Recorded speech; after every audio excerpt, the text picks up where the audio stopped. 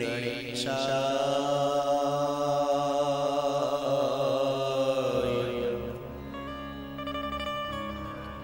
नमः।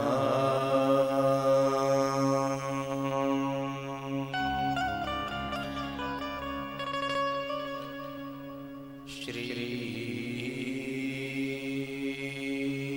महासरस्वत्यै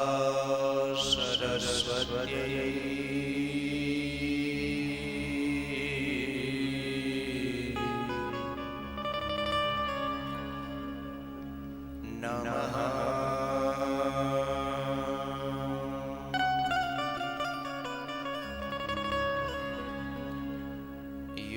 अन्तः प्रविश्य मम वाचमिमां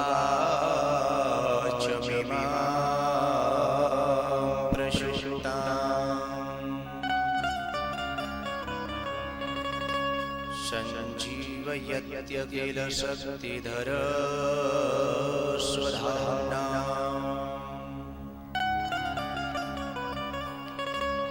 अन्याश्च हस्तचरणा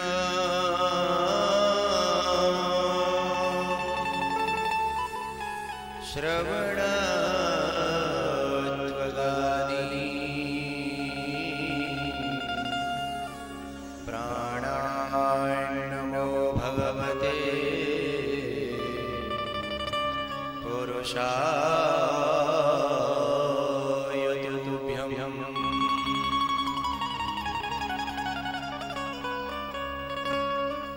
देवतनुज नर नाग खग प्रेत पितर गंधर्व वंदं किन्नर रजनिचर कृपा करो अवसर।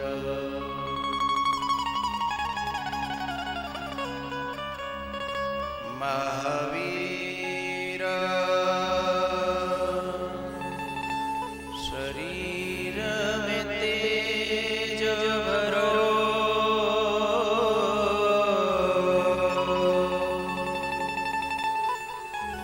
मन संयमी बुद्धि निकाम यदा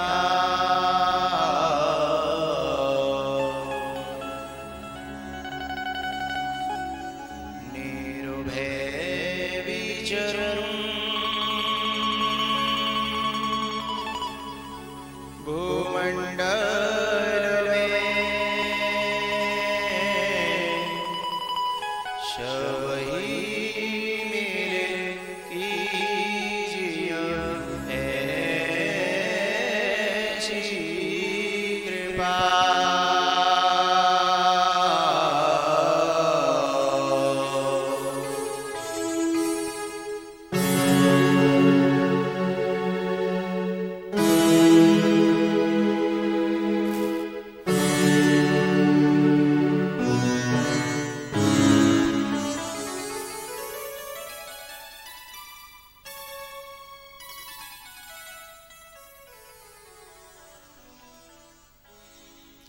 अनंत श्री विभूषित जगतर्चनीय वंदनीय प्रातः स्मरणीय श्री सद्गुरुदेव जी, सूक्ष्म जगत में विराजमान समस्त देवगण सिद्धजन योगीजन, जगत की अधिष्ठात्री देवी माँ,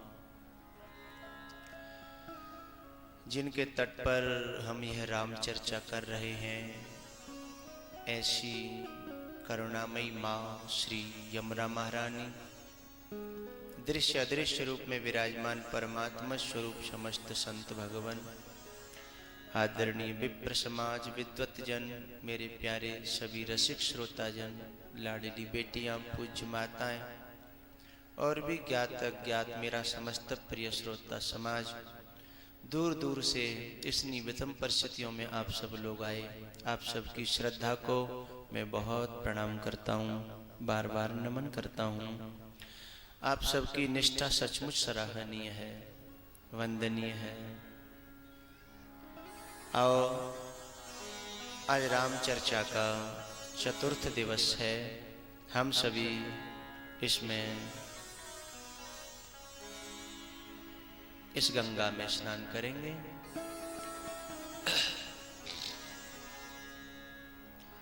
श्री राम जय राम जय जय राम।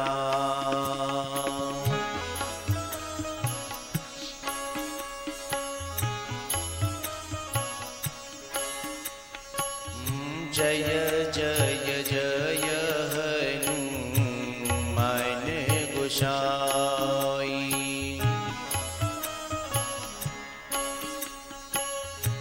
कृपा करहु गुरु देव की नाई।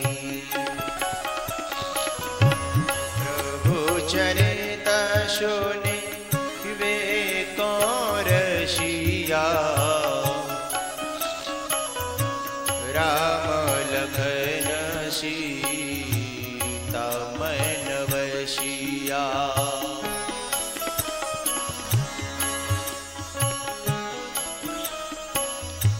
सतसंगति दुर्लभ संसारा।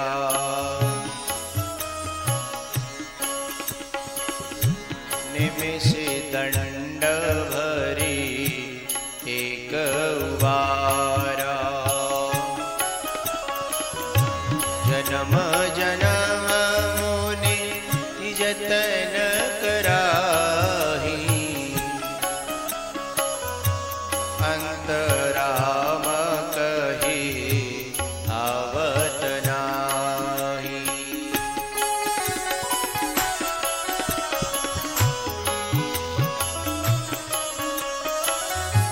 तब ते मोहिन व्यापी माया। जब ते रघुनायक अपनाया। मन ते सकल वासना भागी। मन ते सकल वासना भागी। केवल राम चरण लय लागी। केवल राम चरण लय लागी। तेरा दर्श पाने को जी चाहता है। तेरा दर्श पाने को जी चाहता है। बहुत हो चुकी है ख्यालों की बातें। बहुत हो चुकी है ख्यालों की बातें। बहुत हो चुकी है ये ख्वाबों की बातें।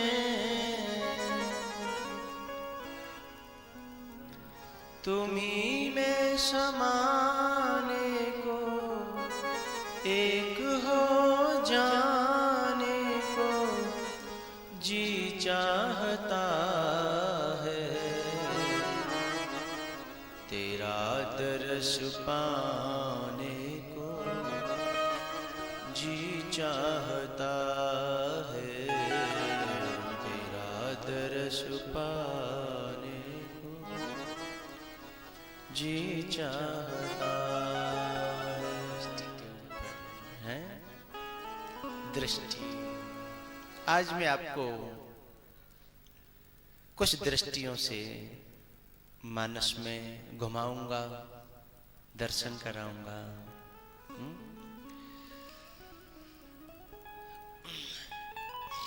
कल भगवान राम का अवतार हुआ। प्रभु पढ़ने के लिए थोड़े से बड़े हुए, पढ़ने के लिए गए हैं। गुरु ग्रह पढ़न गए रघुराही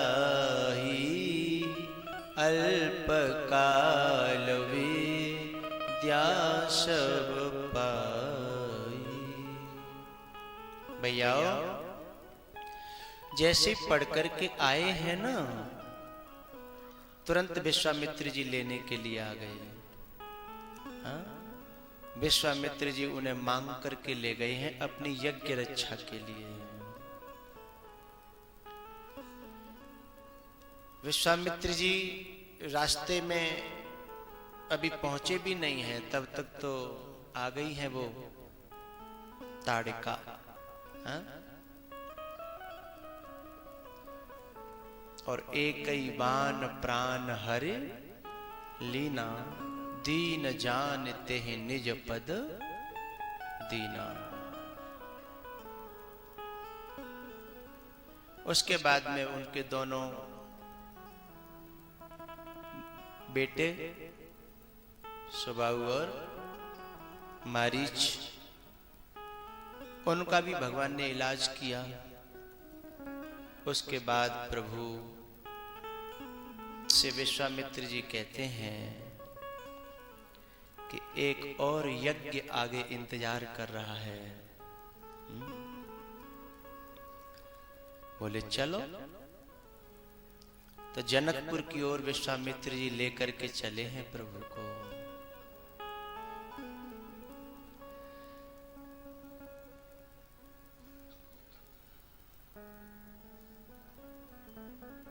रास्ते में अहिल्या मिली है। बिल्कुल सुनसान आश्रम है, सन्नाटा, सुनसान, सन्नाटा और शांति अलग चीज है। सन्नाटा अलग बात है और शांति अलग बात है। कभी कभी कहीं बहुत सन्नाटा होता है लेकिन शांति नहीं होती है, और कहीं कहीं सन्नाटा तो नहीं होता लेकिन शांति बहुत होती है। भैया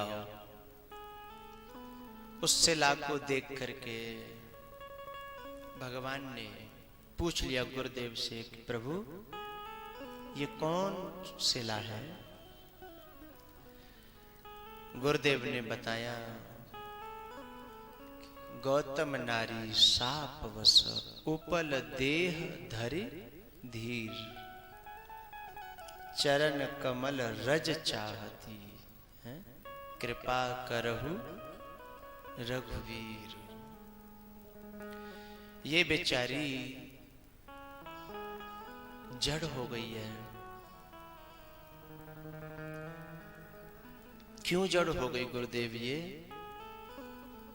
बोले शाप वश। किसका शाप लग गया? बोले जिसकी इसने सेवा की उसी का शाप लग गया। अब बात बड़ी विचित्र है। दरवेश क्या नहीं देते, सिर्फ बद्दुआ नहीं देते, तो फिर ये शाप कहां से आया? जब बद्दुआ नहीं देते तो फिर शाप कहां से आ गया?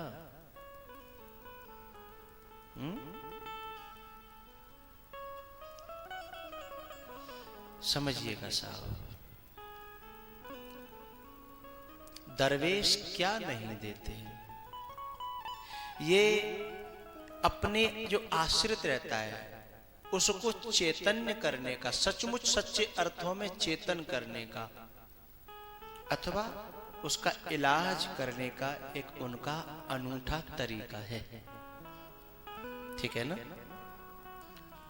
गौतम के आश्रित रहती थी, शरणागत थी, सेवा करती थी, सेविका थी।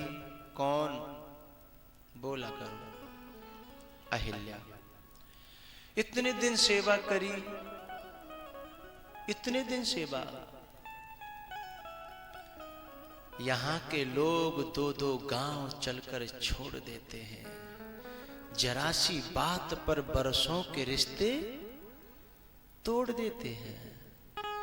ऐसा हम संसार की दृष्टि से देखेंगे, हम भौतिक धरातल की दृष्टि देखेंगे तो तुमको ये बात सच सी लगती होगी, लेकिन इस जगह पे ये बात बिल्कुल सत्य नहीं है। गौतम ऋषि ने अहिल्या का त्याग नहीं किया, त्याग पत्र नहीं दिया, तलाक नहीं दी और बद्दुआ भी नहीं दी। और प्यारेओं मैं तो ये कहूंगा कि शाप भी नहीं दिया। दुनिया की दृष्टि में देखने को कठोर व्यवहार तो किया है, लेकिन शाप नहीं है।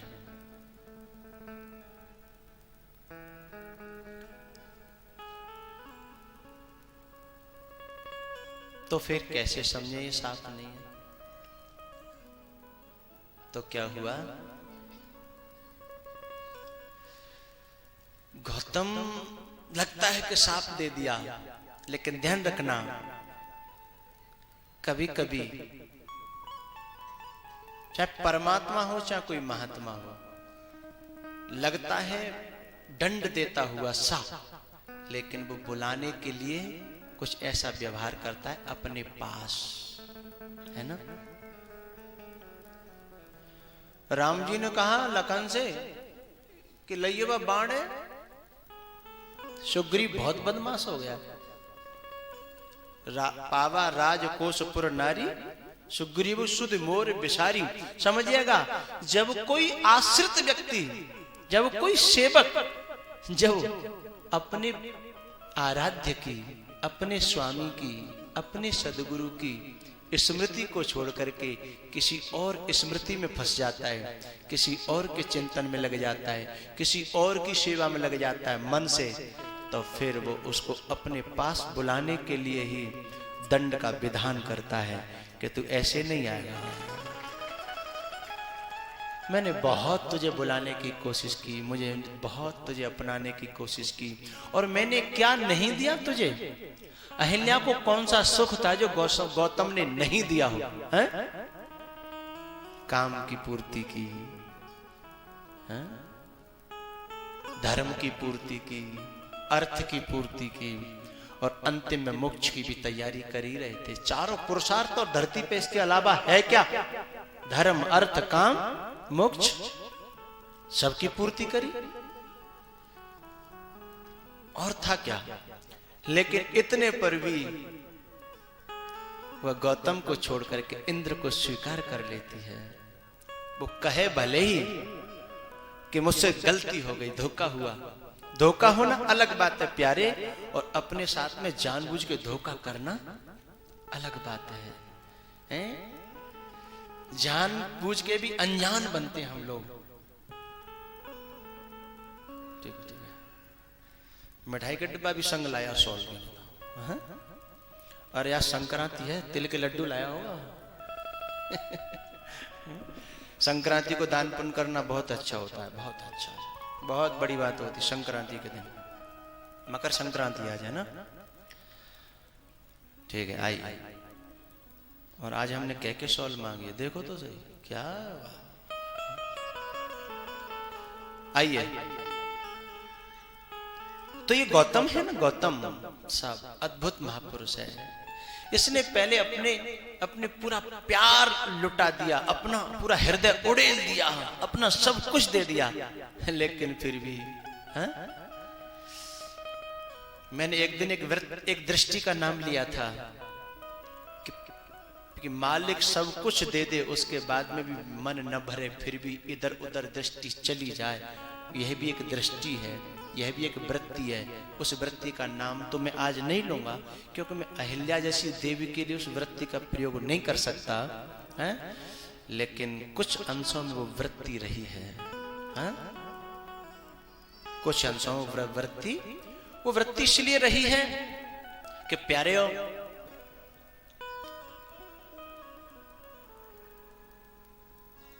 जन्म जन्म के संस्कार इस मन में पड़े रहते हैं। और जब जैसे बीज पड़ा है धरती में हर चीज का, खरतुआ बथुआ बेशक परा जाने क्या क्या, और जब वर्षा होती है तो वो उपज जाते हैं, और फिर अहिल्या की तो बात छोड़ो, मुनि हूं हृदय का नरबापुरे, मुनि हूं हृदय। हाँ? मुनियों के हृदय में भी उपज जाते हैं, फिर बेचारी अहिल्या क्या करे। लेकिन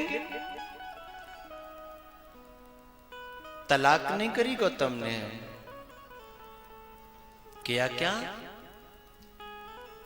उन्होंने जिस धरातल पर थे तो उन्होंने सोचा कि मैं इसके पास में रहकर के इसका सुधार न कर सका, इसके पास रहकर के इसके मन को न भर सका, तो फिर जरा दूर जाकर के देखूं शायद मन भर जाए, शायद मन भर जाए। दूरी बना ली। लेकिन ये कह गए चिंता मत करना, जिस दिन परमात्मा तुझे स्पर्श कर देगा, कोई महात्मा तेरी पर दृष्टि डाल देगा, अथवा तू अपने मन से परमात्मा को और महात्मा को छू लेगी, है ना, उस दिन पुनः मेरे पास आ जाएगी। फिर वो अपने पति के पास में ही गई है। हा? ये हमारी बुद्धि ही तो है अहिल्या। हा? ये जड़ हो जाती है जब चतुराई करती है अपने मालिक के साथ, है? अपने परमात्मा के साथ। है? श्रृण्वन अपि न श्रृण्वती, पश्यन्नपि न पश्यति, देख करके भी अनदेखा कर देती है, समझ करके भी ना समझ बन जाती है, अपने अंदर की वासनाओं की पूर्ति करने के लिए, है ना। लेकिन दरवेश क्या नहीं देते, सिर्फ बतवा नहीं देते। कोई गौतम, कोई महात्मा, कोई महापुरुष प्यारे जब तुमको डांटता हो, फटकारता हो, कोई शाप देता हुआ सा लगता हो, तो समझना तुम्हें बहुत प्यार करता है। नहीं तो प्यार नहीं करेगा ना, तो फिर वो समझ जाएगा कि डर है संबंधों के टूट जाने का, इसलिए हम हर वक्त मशवरा नहीं देते। यदि अपनापन हट जाएगा तो मशवरा ही नहीं देगा, साहब सलाह भी नहीं देगा। और जब अपनापन प्रगाढ़ होगा तो वो जो उस पर जितनी भी सामर्थ्य होगी, साम दाम दंड भेद, वो तुमको अपने पास बुलाने की कोशिश करेगा, हैं? अपने पास रखने की। लेकिन ये जरूरी नहीं है कि तुम शरीर से उसके पास दिखो, ये जरूरी नहीं है। हा? क्योंकि किसी के पास रहने के बहुत तरीके होते हैं। हा? बहुत से लोग कथा में बैठे होते हैं शरीर से, लेकिन मन शरीर में नहीं होता, कथा में नहीं होता, मन तो कहीं और होता है। तो कथा में थोड़ी बैठा है, वो तो कहीं और बैठा है ना।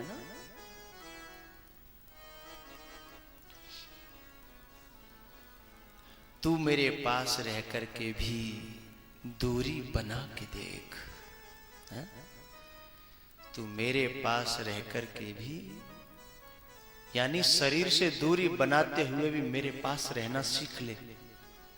शरीर से दूरी बना करके भी तू मेरे पास रह करके भी दूरी बना के देख। यूं भी तो अपना सब्र जरा आजमा के देख।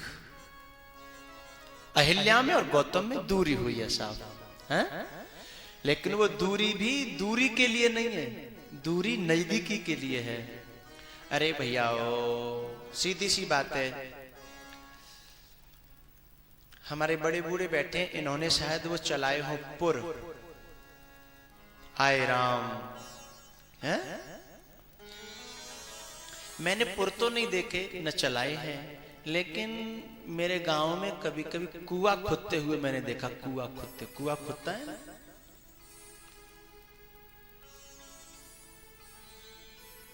मेरे गुरुदेव थे रामानंद जी, उनके उसमें एक बार कुआं खुद रहा था। कुआं खुद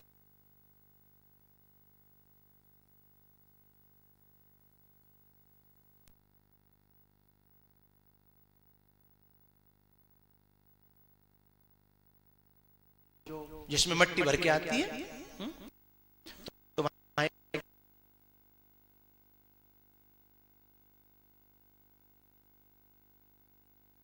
गिर्री पे होकर के, है ना। तो जब वो आता है ना, जो भी जिसमें मट्टी भर के आती है, कहीं छबरा बांध लेते हैं, कहीं कतना बांध लेते हैं, कहीं कोई पला, है ना, बांध लेते हैं। तो उसमें जब वो आता है ऊपर, तो वहां बैठा हुआ चिल्लाता है कि आए राम, क्या कहता है, आए राम। और वो उसे अपनी तरफ खींचने से पहले एक काम करता है, सीधा नहीं खींच लेता अपनी तरफ, वो थोड़ा सा हल्का सा झटका देता है दूसरी तरफ, उधर। समझ में आ रही सबके? हाँ, थोड़ा सा उसे दूसरी तरफ झटका देता, अपनी तरफ नहीं। क्या उसने उधर जो झटका दिया, क्या उस मिट्टी के पला को फेंकने के लिए, दूर करने के लिए, फैलाने के लिए दिया? हाँ, अपने दिल के पास बुलाने के लिए, अपने नजदीक लाने के लिए। उसे पता है कि ये सीधा इधर करूं तो आता नहीं है, ये छबरा है ही ऐसा है, ये तब ही आता है जब धक्का दे ऊपर लोंकू, है तब जो उल्लंकू आवे। उधर धक्का दिया जाता है, दूरी बनाई जाती है पहले, फिर वो दूरी नजदीकी में परिवर्तित हो जाती है साहब। गौतम से दूरी हुई अहिल्या की। भैया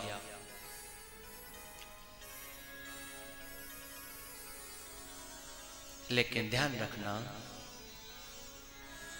लक्षण ओझल होने पाए।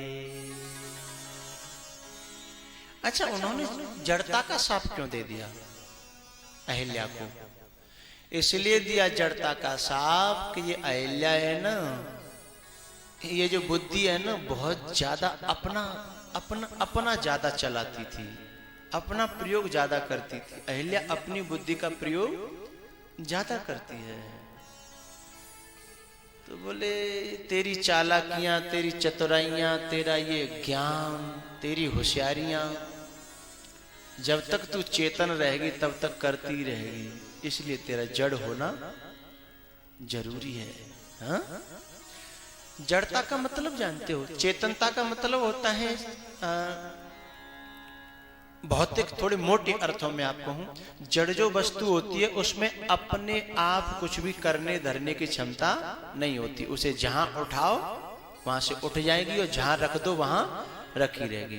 यानी जड़ता का मतलब है कि अपनी तरफ से कुछ भी उसमें करना धरना नहीं होता। जिसके आश्रित है वो जो कराना चाहे बस वही करती है। जैसे भगवान श्री कृष्ण की 16,108 रानियां जो थी, उनमें से 8 पटरानियां थी। ठीक है, उन 8 पटरानियों के अलावा इन सबसे ज्यादा भगवान को प्यार था, इन सबसे ज्यादा वो पटरानियों की गिनती में भी नहीं आई। पता है आपको? बोलो। हाँ, अरे वाह, पुराने श्रोता बैठे हैं। उसने तो कभी ये भी गिनती कराने की कोशिश न की कि मुझे भी कोई नाम दिया जाए, मुझे भी कोई गिनती में लाया जाए। और पता है, जब वृंदावन से भगवान अपनी प्रेम की लीलाओं को बंद करके कर्तव्य के मार्ग पर जाना चाह रहे थे ना, तब सबने तो भगवान को रोकने की कोशिश की, 2 ने रोकने की बिल्कुल कोशिश नहीं की। एक तो राधा जी और एक भगवान की बांसुरी। इन 2 ने भगवान से बिल्कुल रोकने की कोई, ये बांसुरी जो भगवान की थी ना, वो थी तो चेतन अवतार थी वो, लेकिन जड़ बन के रहती थी। क्यों? उसे पता था कि भगवान के चरणों में जितना जड़ बन के रहेंगे ना, उतना ही भगवान ज्यादा प्यार करेंगे, और जितना बुद्धिमान बन के रहेंगे उतना हो सकता है भगवान कहीं दूर न फेंक दें। वंशी कोई जड़ नहीं थी। कभी आप मथुरा वृंदावन जाते हो तो जो वंशी थी ना, उसने फिर अवतार लिया एक महापुरुष का, और वो अवतार कहां पे लिया? मथुरा से पहले बाद पड़ता है, बाद के पास में एक मंदिर है, हित हरिवंश। क्या? हित हरिवंश। कभी आप चाहें तो दर्शन करें। उस वंशरी ने, उस बांसुरी ने फिर वहां पे अवतार लिया, और उस महापुरुष ने फिर पूरी दुनिया में फिर से कथाएं सुनाई। बांसुरी भी कथाएं सुनाती थी, हैं? और महापुरुष का अवतार लेकर के फिर उसने कथाएं सुनाई। तो ये स्वयं चेतन होते हुए भी जड़ बन के रही, और बहुत से लोग जड़ों होते हुए भी चेतन का दिखावा करने की कोशिश करते हैं। लेकिन जो अच्छे गंभीर महापुरुष होते हैं ना, वो होते तो बहुत योग्य हैं, बहुत गंभीर हैं, बहुत तेज हैं, लेकिन उन्हें तेजपना अच्छा नहीं लगता, इसलिए बहुत भोले बन के रहते हैं, बहुत जड़ बन के रहते हैं। लोकम जड़वत आचरित, लोकम जड़वत आचरित। भरत जी कोई जड़ थोड़ी थे, लेकिन ऐसे पागल की तरह रहते थे, इसलिए उनका नाम क्या पड़ गया? जड़ भरत पड़ गया। तो ध्यान रखना, जिसका सच्चा समर्पण, सच्ची श्रद्धा, सच्चा भाव, वो कभी गिनती में भी नहीं आना चाहता। हाँ? वह कभी अपना एंट्री भी नहीं कराना चाहता कि मेरी एंट्री करो आप अपने उसमें दरबार में ना।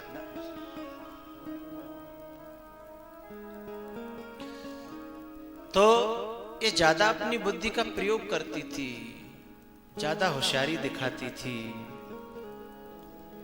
इसलिए भगवान इसके मालिक ने इलाज किया है, इस दरवेश ने, इस महापुरुष ने इलाज किया है। इलाज सफल हो गया। क्यों? क्योंकि उसकी बात मान ली। जो बनाओ सो बन जाएंगे, जहां भेजो वहीं जाएंगे। बात मान ली, और वो बात जब मानी तो पुनः अपने उसी के पास में पहुंच गई जहां उसका मालिक था। ये यज्ञ सफल हुआ। भगवान का यज्ञ कराने का क्या मतलब है? सफल कराने का क्या मतलब है? जो बिछुड़े हुए हैं उन्हें तू मिला जा, जो बिछुड़े हुए हैं उन्हें तू मिला जा, जो सोए पड़े हैं उन्हें तू जगा जा। सदा प्रेम के गीत गाता चला जा, सदा प्रेम के गीत गाता चला जा। भैया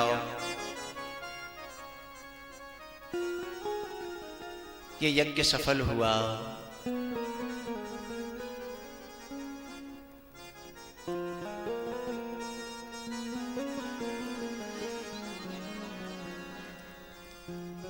आगे बढ़े हैं प्रभु, जनकपुर के आसपास पहुंचे हैं।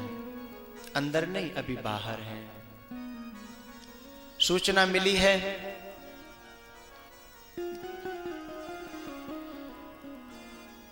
वादी प्रतिवादी भ्याम निर्णीतो अर्थ स वेदांत।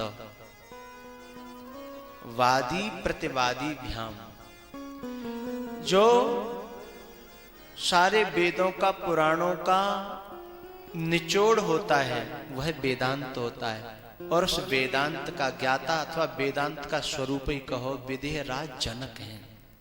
ठीक है? जनक जी महाराज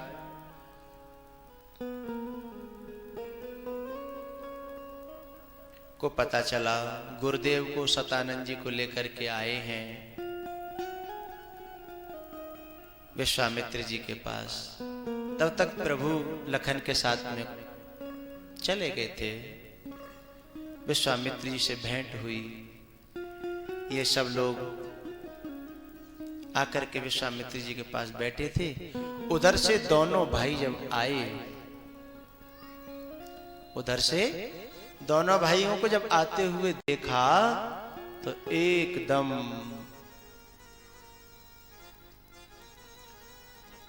प्रभु को देख करके जनक की आंखें चौंधिया गईं।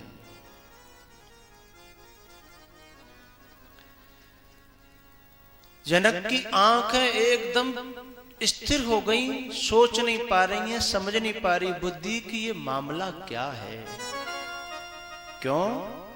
क्योंकि सब कुछ अंदर से उल्टा होने लगा। वेदांतियों की इस नगरी में हमेशा रूप को मिथ्या कहा गया, नाम को मिथ्या कहा गया है। अंदर प्रभु को खोजा गया तो आंखों की ज्यादा कोई जरूरत न रही, आंखों का प्रयोग ही नहीं किया गया। लेकिन आज जनक को आंखें बहुत प्यारी लगने लगी, और आंखें इतनी प्यारी लगने लगी कि वो झपकना नहीं चाहती हैं। क्या? झपकना नहीं चाहती हैं। आज तक वो जनक जी महाराज जब रूप को मिथ्या कहते रहे तो वो आंखों की भी कोई उनको प्रयोग अच्छा न लगता था।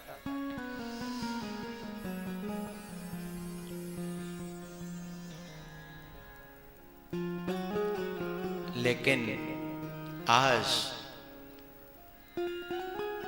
एकटक रहे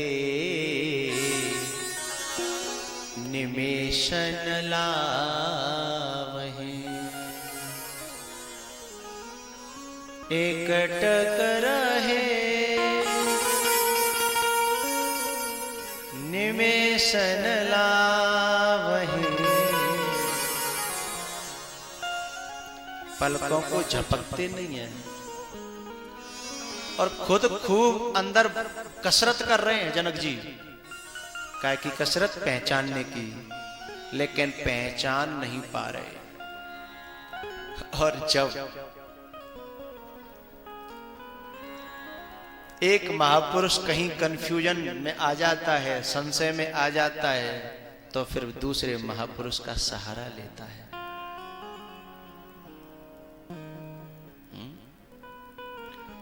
सहारा लेते हैं जनक जी विश्वामित्र जी का। प्रभु,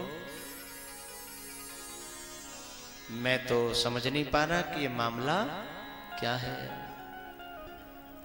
सहज विराग रूप मन मोरा, हो तथकित जिमि चंद चकोरा। आज मेरे मन को क्या हो गया है? जनक जी कहते हैं कि मेरे बिना चाहे, बिना मेरे आदेश के, बिना मेरी इच्छा के, और ये मन आज तक ऐसा कभी हुआ ही नहीं। ये नाम रूप तो मेरी दृष्टि में बिल्कुल मिथ्या था, लेकिन मैं चाह नहीं रहा, फिर भी ये नाम रूप मुझे खींच रहा है, ये रूप मुझे खींच रहा है।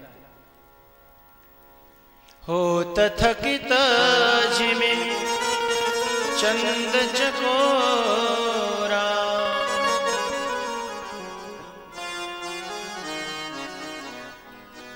विश्वामित्र जी हंसने लगे, बोले आइटम ही ऐसा लाया हूं। बड़ा ज्ञानी बनता था, बड़ा विधेय बनता था, है भाई। विश्वामित्र है कर्मयोगी और जनक है ज्ञान योगी। तो विश्वामित्र तो नाम रूप के उपासक हैं, लेकिन ये बड़े वेदांती बनते थे। लेकिन जब किसी को कोई उपलब्धि हो जाए तो फिर वो दूसरे के यहां ले जाता है? विश्वामित्र को उपलब्धि हो गई, ये लेकर के आए। उसने कहा भाई मैं करूं क्या, मेरा मन तो कुछ, बोले तुम्हारी गलती नहीं है, तुम रॉन्ग नहीं हो, राइट हो, तुम गलत नहीं हो, सही हो। बोले नहीं सही कैसे हो? इसका मतलब मैं अब यदि सही हूं तो इसका मतलब पहले मैं गलत था। विश्वामित्र जी ने कहा ना ना, पहले भी तुम ठीक थे, गलत नहीं थे। नहीं तो जनक को अटैक पड़ जाता, क्योंकि अब तक का सब कमाया दवाया बेकार हो जाता। हाँ? विश्वामित्र ने साथ लिया। बोले नहीं नहीं नहीं,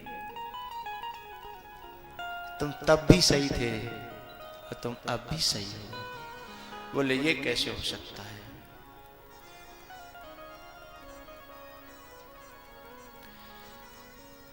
लोग जो इस चक्कर में पड़ते हैं ना कि निर्गुण निराकार सत्य है कि सगुण साकार सत्य है, ये माजरा क्या है? कुछ लोग मूर्तियों को मानते हैं और कुछ लोग मूर्तियों को नहीं मानते हैं। हाँ? लेकिन यहां कितना विचित्र संयोग है। मूर्तियों को न मानने वाला आज मूर्ति में फंस गया है, मूर्ति को न मानने वाला मूर्ति में फंस गया। लेकिन जो मूर्ति को लेकर के आया है ना, वो उसके मूर्ति के न मानने को खंडन नहीं कर रहा। कितना अच्छा संबंध है। ये नहीं कह रहा कि निर्गुण निराकार होता नहीं है, होता है, अच्छा है।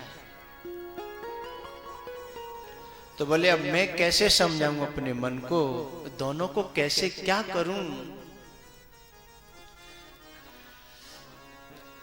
अब इन दोनों में, महापुरुषों में मन ही मन जो चर्चा हो रही थी, जो बात चल रही थी, राम जी देख रहे। हाँ?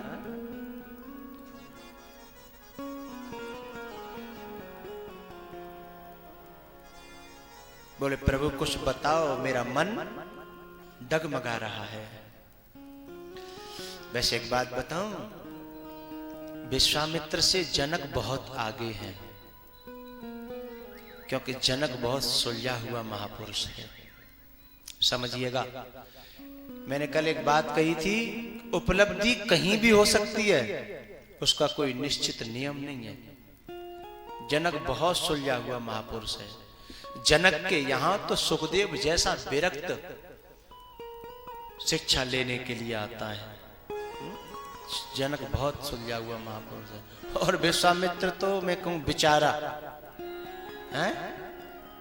विश्वामित्र तो जनक के सामने बेचारा है। कैसे? ऐसे जनक में इतनी उदारता है साहब, इतना ऊंचाई है, सचमुच विदेह है जनक। और विश्वामित्र की देह पर इतनी दृष्टि है कि केवल वो वशिष्ठ के मुख से इतना सुनना चाहते थे कि हे ब्रह्म ऋषि, और वशिष्ठ ने ब्रह्म ऋषि कहा नहीं, इतनी सी बात पे तो 100 हत्याएं कर दी, और वह भी बच्चों की। हाँ? तो देह में कितना अटका हुआ पुरुष है। हाँ? लेकिन प्यारे, अब की बात नहीं कर रहा ये मैं, परमात्मा को देखने के बाद, उसे पा लेने के बाद, उसे समझ लेने के बाद अब वो बात नहीं रही। अब उसी देहाद्यासी से प्रश्न कर रहा है वेदांत का अंतिम निर्णय जनक। हाँ? अंतिम निर्णय, अंतिम महापुरुष, सबसे ऊंचा महापुरुष। ऐसा क्यों हो गया? क्योंकि देख लिया है विश्वामित्र ने किसको, जिसे देखना चाहिए। अब क्या रहा? है?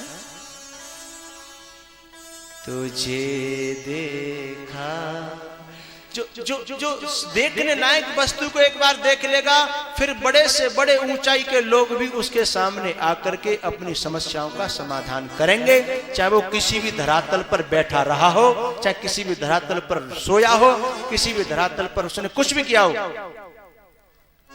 लेकिन जो एक बार उसको देख लेगा जो सचमुच देखने के योग्य है, और वो विश्वामित्र ने देख लिया ऐसा।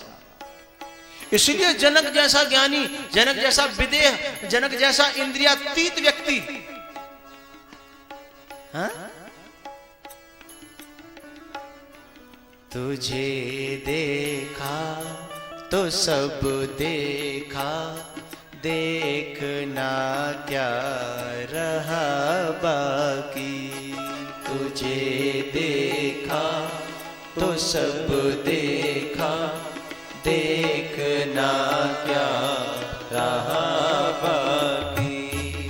तुझे देखा तो सब देखा, देखना क्या रहा बाकी। सुनी बंसी की धुन मीठी, तो सुनना क्या रहा बाकी। सुनी बंसी धुन मीठी, तो सुनना क्या रहा बाकी। तुझे देखा तो सब देखा, देखना क्या रहा बाकी। तुझे देखा तो सब देखा, देखना क्या रहा बाकी। सुनी बंसी की धुन मीठी, तो सुनना क्या रहा बाकी।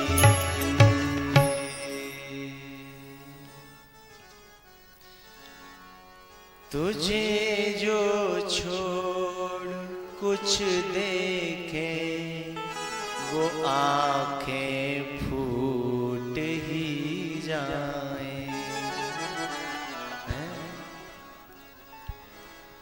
तुझे देखा तो सब देखा, देखना क्या रहा बाकी। जिसको जानने के बाद सब कुछ जाना हुआ हो जाता है, जिसे पाने के बाद सब कुछ पाया हुआ हो जाता है, हैं? जिसे सुनने के बाद सब कुछ सुना हुआ हो जाता है, आज वो सामने खड़ा है।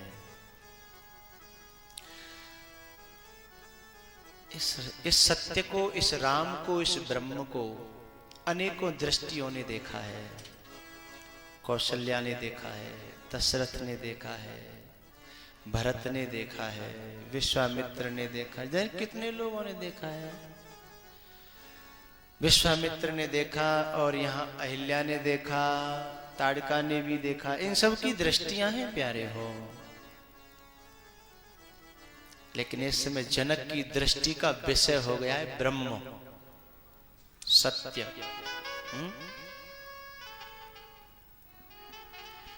एक बार तुलसीदास जी से किसी ने प्रश्न किया कि ये बताओ, तुम निर्गुण को मानते हो कि सगुण को मानते हो? निर्गुण निराकार को मानते हो कि सगुण साकार को मानते हो?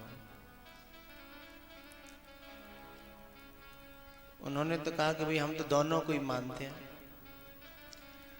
एक तो अद्वैत होता है और एक द्वैत होता है, एक विशिष्टाद्वैत होता है। गोस्वामी जी ने कहा हम तो दोनों को मानते हैं। बोले दोनों को कैसे मान लोगे? तुम कहोगे कि वो निर्गुण निराकार है, दूसरा कहेगा कि सगुण साकार है। बोले हम उसको भी मान लेंगे। तो जो सगुण साकार है तो फिर वो निर्गुण निराकार कैसे माने? वो तो सगुण है ही, साकार हो ही गया, फिर उसे निराकार कैसे मान ले? अथवा तुम दोनों को कैसे समाहित करोगे? गोस्वामी जी ने बड़ा प्यारा उत्तर दिया कि भाई दोनों को मानने वाले अलग अलग हैं तो रहें, कोई दिक्कत नहीं हमें। अथवा ये दोनों भगवान भी अलग अलग हों तो रहें, कोई दिक्कत नहीं। पर मैं रखूंगा तो दोनों को ही रखूंगा, एक को भी नहीं रखूंगा। बोले लेकिन दोनों का तालमेल तो नहीं है। बोले कभी कभी ऐसा भी होता है कि किसी एक के घर में दो तरह के मेहमान आ जाते हैं, वे दोनों एक दूसरे के विपरीत हैं। मेरे साथ में तो ऐसा बहुत होता है, मैं किसी घर पे पहुंच जाऊं और वहां पहले तो बाकी कछु वैसे बैठे हो पीने खाने वाले या खाने पीने वाले और भी तरीके के, और मैं एकदम पहुंच जाऊं, ओहो साहब हाल खराब। अब मुझसे ये तो कह नहीं सकता कि आप ये घर में मत घुसो,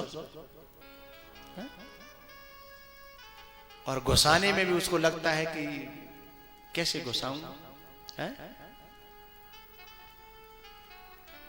फिर वो सब क्या करते हैं पता, मुझे दरवाजे से ही उस रूम में प्रवेश देते हैं जिसमें वो लोग नहीं बैठे होते हैं, दूसरे कमरे में। बोले नहीं आप इधर आप इधर आ जाओ। बोले और बार मैं कहता हूं मैं तो उधर बैठता था, मेरा कमरा, तो बोले प्लीज आज थोड़ा इधर आ जाओ। अरे मैंने कि मैं यार ये तुम्हारा पर्सनल कमरा है, मैं नहीं बैठ। बोले थोड़ी देर के लिए बस, फिर मैं समझ लेता हूँ कि मामला कुछ तो मैं चलो ठीक है मैं बैठ जाता हूँ, उसमें बैठ जाता हूँ। फिर उधर से ठाकों की आवाज आती, मैंने अच्छा ये बात है। तो जब दो मेहमान दो तरह के हों तो दिक्कत क्या, उनको दो कमरे अलग अलग कर दो, वो अपना मस्त मौज ले, ये अपना मस्त मौज ले। एक घर में दोनों को जगह मिल गई ना। ऐसे ही तुलसीदास जी ने कहा कि मैं तो दोनों को रखता हूं, दोनों के कमरे मैंने अलग अलग कर दिए, निर्गुण निराकार के, सगुण साकार के। बोले दोनों के कमरे अलग अलग कर दिए, दोनों को रखते? बोले हाँ, जिसको जो चाहिए सो ले जाओ, जिसको जो चाहिए सो ले जाओ। तो बोले ऐसा कैसे करते हो जरा बताओ। तो तुलसीदास जी ने कहा कि ही निर्गुण नयन ने सगुण रसना नाम सुना। ही निर्गुण, हृदय में तुम निर्गुण को रखता हूं, लेकिन अपनी आंखों में सगुण साकार को रखता हूं। दोनों को मैंने अलग अलग कर दिया है। और वैसे भी निर्गुण हृदय का ही विषय है और सगुण इस दृष्टि का, आंखों का ही विषय होता है साहब, दोनों अलग अलग है। लेकिन प्यारेओ एक बात ध्यान रखना, निर्गुण का सच्चा बोध होने पर भी होने पर ही सगुण साकार को समझ पाओगे, अन्यथा समझ न पाओगे। ऐसे समझो।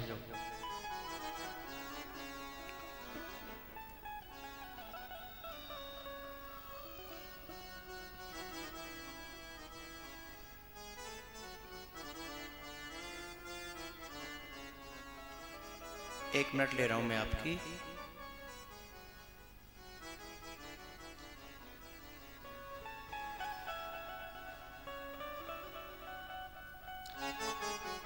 ये एक कागज पर मैंने पेन घुमाया है, एक कागज है उस पर मैंने पेन घुमाया है। इस पे मैंने काला पेन घुमाया है, सबको दिख रहा है? इस पर कुछ लिखा है क्या? क्या लिखा है? राम। आप सबने इसको बता दिया कि ये राम लिखा है, ठीक है? लेकिन अभी इसको मैं किसी बिना पढ़े लिखे व्यक्ति को दिखाता और कहता कि इस पे मैंने पेन घुमाया, बताओ क्या लिखा है, बता पाता हूं? क्यों? क्यों? आप तो कहोगे पढ़ा नहीं है। मैं ऐसे नहीं कहूंगा, मैं ये कहूंगा कि जो ये बाहर राम है ना, इसे वो पहचान पाएगा जिसने पढ़ाई करके पहले इस लिखे हुए को अंदर समझ लिया होगा कि राम ऐसे अक्षर को कहते हैं। इस शब्द को हम राम कहते हैं। वही बाहर के राम को पहचान पाएगा, जिसके अंदर राम नहीं है वो बाहर के राम को पहचान नहीं सकता, ऐसा पढ़ ही नहीं सकता। कोई शंका हो किसी को तो कह सकता है?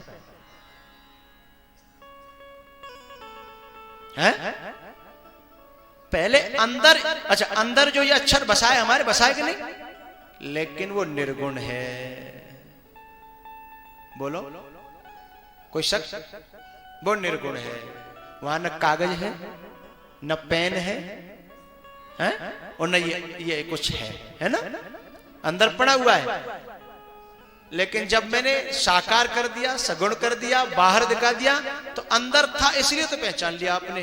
जिसके अंदर नहीं है वो पहचान नहीं पाएगा साहब। तो ही निर्गुण नयन निसगुण रसना नाम सुना। तुलसीदास कहते मैं दोनों को मानता हूं। और जो लोग एक का पक्षपात करते हैं वो किसी को भी नहीं जानते। वो न सगुण साकार को जानते हैं और न वो निर्गुण निराकार को जानते हैं। क्योंकि जब वो इसको जान लेगा तो वो जानेगा ही तब इसको, जब पहले अंदर जान लेगा। हाँ? और वो कहे कि मैं इसको जानता हूं, इसको जानता हूं, तो जानने का ढोंग हो सकता है, जानना हो नहीं सकता सर।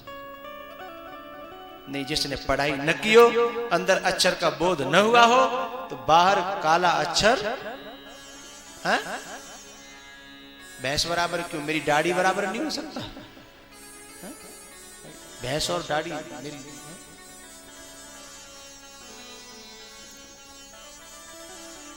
कुछ भी हो सकता है उसके लिए। मैंने कहने का मतलब यह है,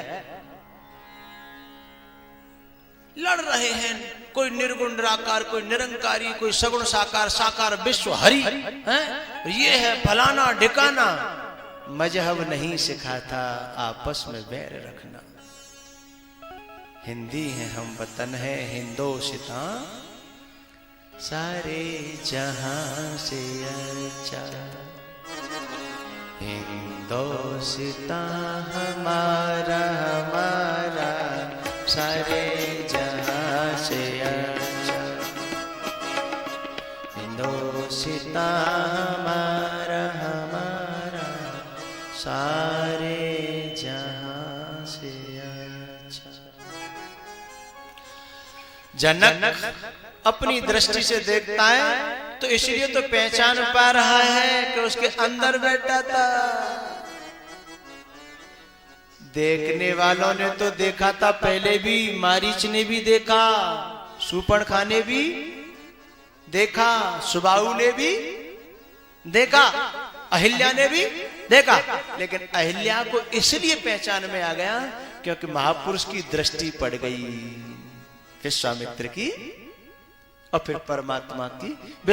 एक बात ध्यान रखना, परमात्मा बिना किसी महापुरुष के किसी के ऊपर सीधे सीधे दृष्टि डालता नहीं है।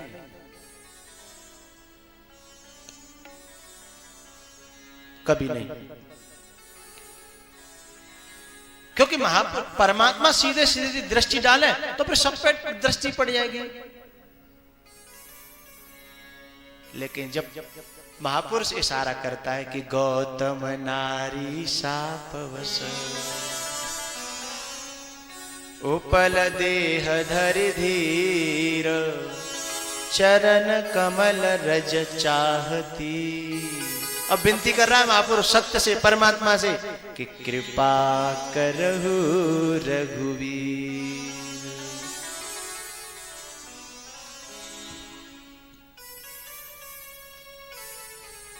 परमात्मा को इन सब दृष्टियों ने देखा, लेकिन अंदर न था जिनके, उन्हें बाहर समझ में नहीं आया, कुछ पहचान में नहीं आया। और जिनके अंदर है उनकी बहुत चक्की आंखें टकटकी लगाना भूल गई। हाँ, हतप्रद हो गए, हतप्रद।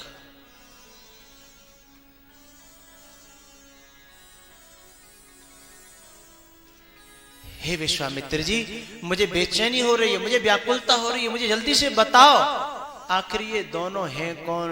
नर नारायण हैं कि जीव ब्रह्म हैं कि कौन है? जरा बताओ तो सही। विश्वामित्र जी बताने ही वाले थे, तब तक राम जी थोड़े मुस्कुराए। राम जी मुस्कुराए, और किधर देख के मुस्कुराए? विश्वामित्र की तरफ देख करके बोले, गुरुजी अभी हम नाटक कर रहे हैं, लीला कर रहे हैं। अच्छा, आपने रामलीला देखी है? रामलीला हम बचपन में हमारे नगरा में तो कभी नहीं हुई, पड़ोस के नगरा में हुआ करती थी रामलीला। हम जाते थे रात में कुत्तों से बचते बचाते हुए। रामलीला देखने जाओगे तो भौंकने वाले तुम्हें बहुत परेशान करेंगे। चाहे रामलीला देखने जाओ चाहे रामलीला सुनने जाओ। अभी आप रामलीला सुनने आए हो, और वैसे रामलीला देखने जाते तो ये भौंकने वाले बहुत परेशान करते हैं। समझ रहे हो भौंकने वाले कौन? 4 पांव वाले नहीं, 2 पांव वाले।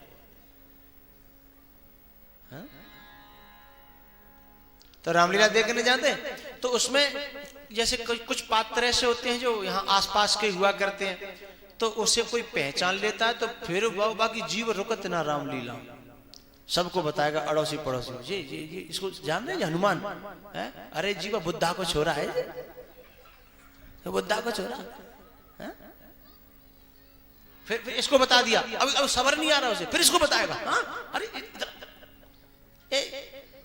देखिए हनुमान, देखा पहचाना? नहीं, अरे यार तुम्हारे समझ में नहीं आ रहा तुमको, तो देखो गौर से। अरे तेरे को समझ में आ रहा है तो चैन से तू हनुमान को हनुमान मान ले, उसको भी हनुमान मानने दे। कम से कम हाथ जोड़ रहा है वो, और फिर हाथ नहीं जोड़ेगा। लेकिन लोगों को पचती नहीं है साहब, पचती नहीं है। यहां पर अब ये विश्वामित्र तो पहचानते हैं ये कौन है, हकीकत में असलियत में कौन है, और बने क्या बैठे हैं दशरथ के बच्चे हैं?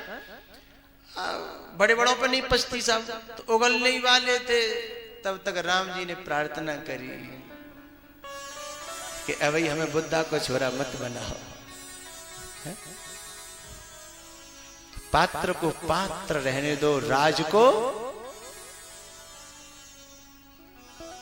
पर्दे में रहने दो, पर्दा न उठाओ। लेकिन विश्वामित्र जी ने राम जी से कहा क्यों? बोले अभी मुझे लीलाएं करनी है। तो वहीं अपनी जवान को विश्वामित्र जी ने रोक लिया।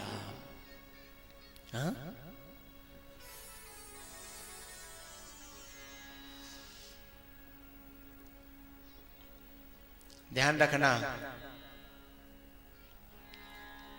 अब जो है उसे विश्वामित्र नहीं बता रहे हैं, और जो नहीं है विश्वामित्र उसे बता रहे हैं। मैंने कल कहा था कि महात्मा भी बहुत कपटी हुआ करते हैं,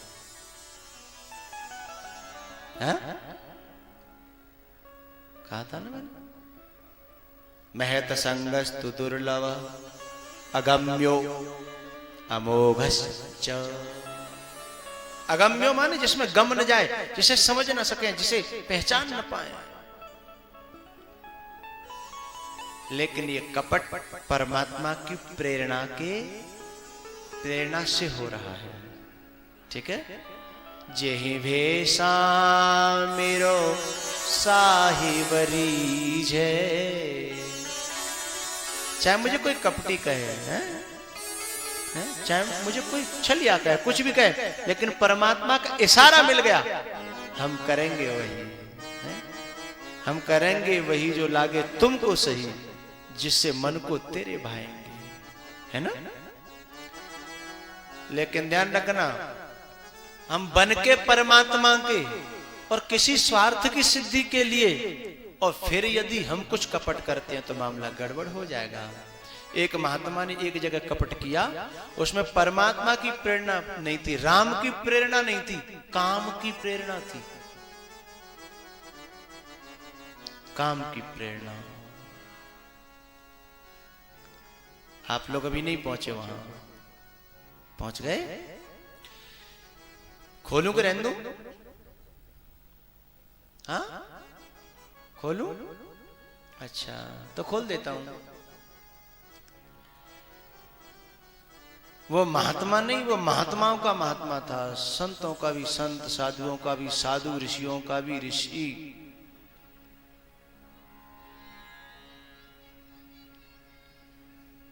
और यहां तक कि कृष्ण भगवान ने कहा कि ऋषियों में मैं देव ऋषि नारद हूं। हाँ? ऐसा महात्मा राम प्रेरणा को छोड़ करके काम प्रेरणा के कारण कपट कर गया। कब? हाथ देखने लगे, कन्या का, अब उसमें देखा कि ओहो इसे तो जो अजर अमर होगा वही बरेगा। हैं? अब ये बात राजा को नहीं बताई, शीलनिधि राजा को नहीं बताई, और कुछ बना बना करके उन्होंने समझा दिया और इसे मन में छुपाए हुए ले गए और अपना काम बनाने की कोशिश चालू। यहां विश्वामित्र भी कपट कर रहे हैं और वहां नारद भी कपट कर रहे हैं, लेकिन ये कपट राम चलाऊ है और वो कपट बोलो बोलो काम चलाऊ है। काम चलाऊ जानते हो? हमारे गांव में जब कोई चीज किसी को नहीं देनी होती है, अरे भैया बाले या क्या करो तो बात काम चला रहे, मुश्किल से काम चला, वो सही नहीं है, है? चला रहे, ढकेल रहे, धक्का दे रहे, काम चला हुआ है, इसका मतलब रद्दी है ना। एक काम चलाऊ है, एक कपटी, दोनों हैं।